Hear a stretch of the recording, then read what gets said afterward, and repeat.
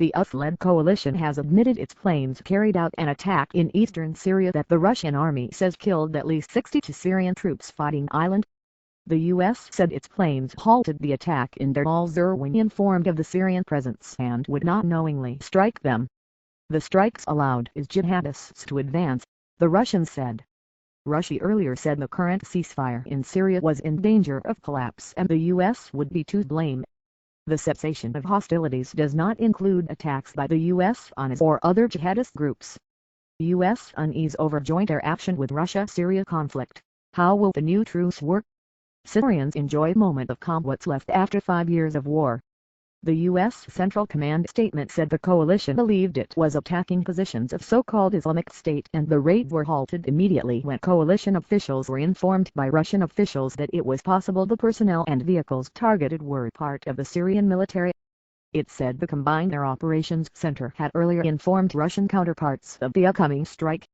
It added, Syria is a complex situation with various military forces and militias in close proximity, but coalition forces would not intentionally strike a known Syrian military unit. The coalition will review this strike and the circumstances surrounding it to see if any lessons can be learned. Russia's defense ministry earlier said that if the U.S. air strikes did turn out to be an error, it would be because of Washington's stubborn refusal to coordinate military action with Moscow. Only if the current ceasefire, which began on Monday, holds for 7 days, will the U.S. and Russia begin coordinated action against the Jabhat Fateh al-Sham group, which was previously known as the al-Nusra Front, and Island. The Russian Defense Ministry quoted a statement by Syrian Army General Command as saying that the 4 coalition airstrikes on Syrian troops had allowed IS to advance. Russia said it was calling an emergency meeting of the UN Security Council over the U.S. airstrikes.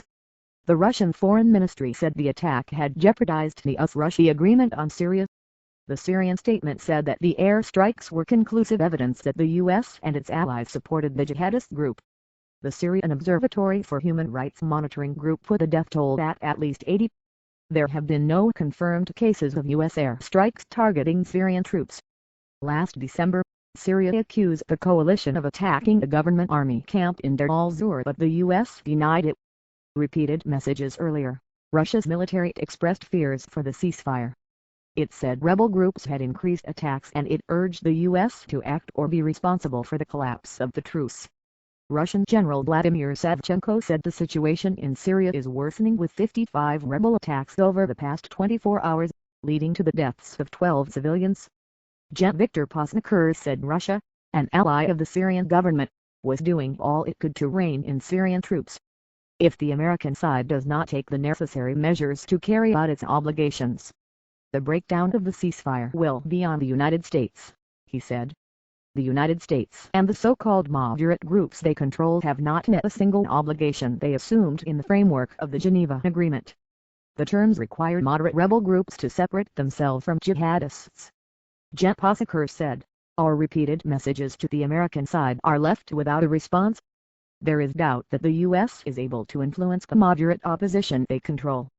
The U.S. National Security Council spokesman later said, while there have been challenges on both sides, violence is considerably lower and the cessation is broadly holding.